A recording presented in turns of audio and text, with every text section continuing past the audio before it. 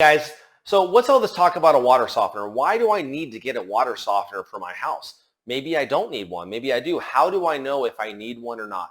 Well, one of the things that I want to talk about today is one of the ways you can tell if you need a water softener. Chances are you're going to benefit from one way or the other. But there are certain reasons why. There's areas like where I live in Idaho where the water softener is very popular and it's almost something you really have to have.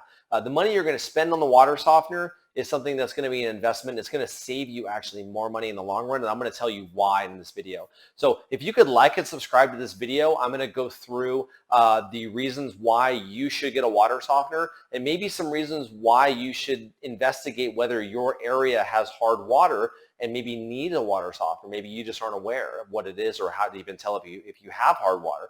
So stick around. I'm going to get into it right now. So let's go over the reasons why you need to get a water softener.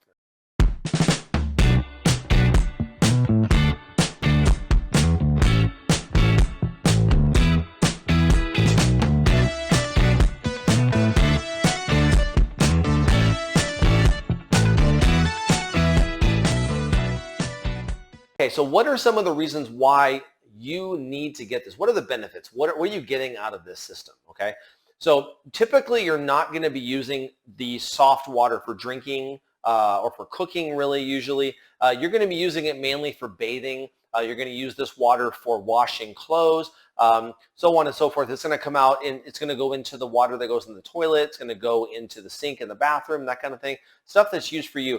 There's a lot of reasons why, and depending on how hard your water is, it's going to be a dramatic difference. When we got ours installed at our house, we had really hard water. We could actually see the calcium building up after just a couple months. And after doing some research, we realized that that water was running through our appliances, our washer. It was running through our hot water system. And so these are things that get built up very easily. You get minerals built up, and when they get heated up especially, they harden.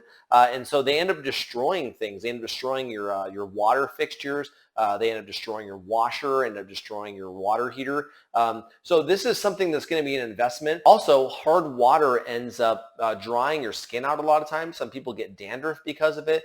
They get itchy skin.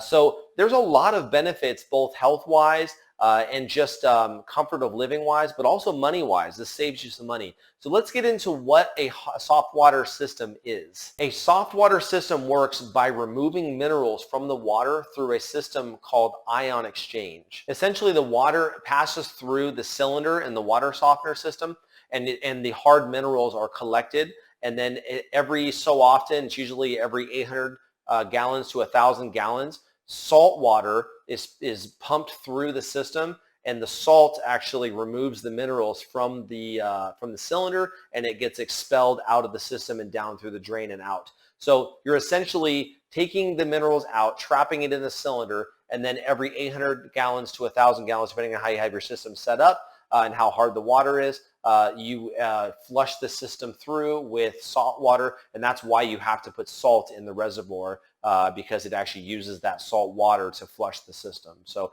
it's not actually the salt that's making your water softer. The salt flushes the system out, which gets the minerals out that you took out of your water. So that's the basic premise of how the actual system works. Let's talk about why the water is hard to begin with. Okay, so most people understand that when rain falls from the sky, it is clean water without any kind of minerals in it.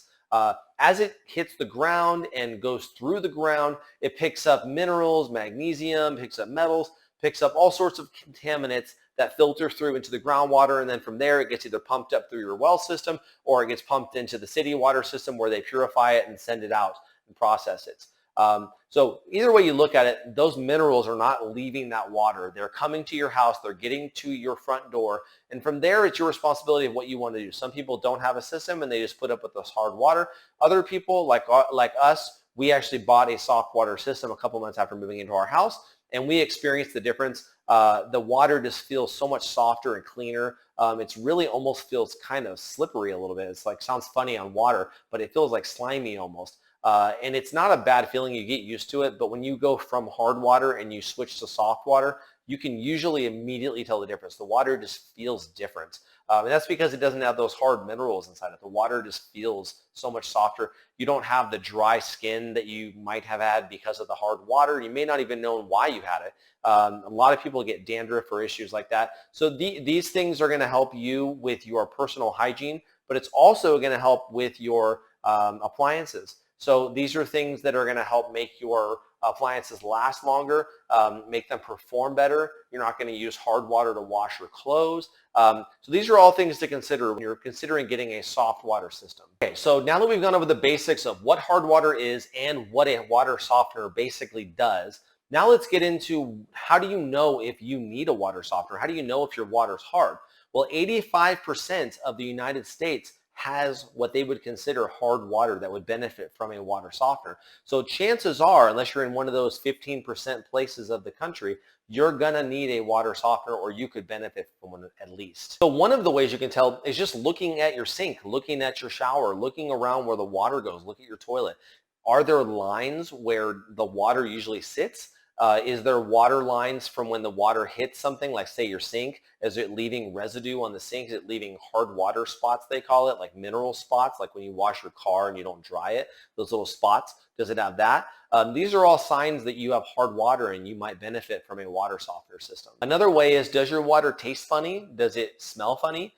These are things that might be from having mineral contamination in your water or heavy levels of minerals in your water. Like we discussed earlier, another way to tell is if you have itchy skin all of a sudden, or dry skin, like say you move into a new place or a new area, you move across the country, whatever it might be, and all of a sudden now you are taking showers and you're noticing, wow, I have really dry and itchy skin, or I have dandruff. Those could also be signs that your water is hard and is drying your skin out too. Low water pressure could be another thing. If you have been dealing with hard water for a while, you could have mineral buildup in your pipes, in your fixtures, which could be inhibiting the flow of water, which could result in low water pressure. Could be a problem in your water heater, all sorts of things. So this is things that if you're buying a house that's not brand new, to have stuff like that looked at by a qualified professional and see if they can tell if you have a major problem on your hands somewhere in your house. Another thing that you can look at is if your appliances end up going bad quite often. If you live in a house for a while and you keep having to replace appliances because they keep breaking, if there's water involved in those appliances, like say a washing machine, you may have a problem with water being really hard and it's just clogging up and destroying your property. Okay, so one concern that people sometimes have is they say, I'm on a low sodium diet. I really don't want to have sodium inserted into my water. I don't want to have that extra sodium if I drink that water. One thing that you should keep in mind is the amount of sodium that's being added to the water through the process of cleaning the water is such a small amount. It's something that really shouldn't even be considered. It's not something that's going to actually affect you. It's not going to be negative if you have a low sodium diet, for instance. This is not really a concern for most people, actually. Just to put it into perspective in that regard, a glass of water that's been through a water softener has about 12 milligrams of sodium in it. And the average slice of white bread has 211 milligrams of sodium. So just to put it in perspective, this is not something that's going to make or break your low sodium diet. Okay, and finally, in closing, the one thing that people are probably thinking if they've watched this whole video are thinking, okay, you sold me on the idea of this, maybe I need this. There's a lot of things that you've talked about that actually ring true in my life. Okay, I'm sold. What am I going to have to do to get one of these things in my house? Is it something I can do myself? What's the deal? So the average water softener system is going to run you anywhere from $500 up to about $2,500 is what they say the average is. The reason why there's a big spread there is because there's a lot of different features that could go into this thing. There's filtration systems that you can add on, the size of the system, how much softening it's able to do, how many gallons it's able to do. It depends on how big your household is, how big your house is, so on and so forth. For me personally, we have about a 2,500 square foot house where I live. We have 4 people, 2 kids and 2 adults. And I put in a system that cost me about $650. And it cost me about, I did it myself, I did the installation myself, and it cost me about $200 or so to install this thing with parts. If you install it with a plumber, which a lot of people are probably going to want to do since they may not have the ability to do it themselves, you're going to be paying anywhere from $600 to $1,000, I'm assuming, to have this thing installed maybe not even including parts. It just depends on the plumber, and it also depends on where it's going, how much piping is going to have to go, how complicated the system's going to have to be. A lot of the new houses, like this one that I live in, came with the plumbing already mostly done. It came out here, went back in here and had a connector, and I just chopped it and had the out and the in right next to each other. And so I just added on to that system. So for me, it wasn't really that hard, but if I lived in an older house where I had to actually adapt it to the house and it wasn't pre-plumbed for this, it may be a little bit more difficult. It may cost more money. So it really depends on your house and your situation. So you'd want to call a plumber to have that looked at and get an estimate.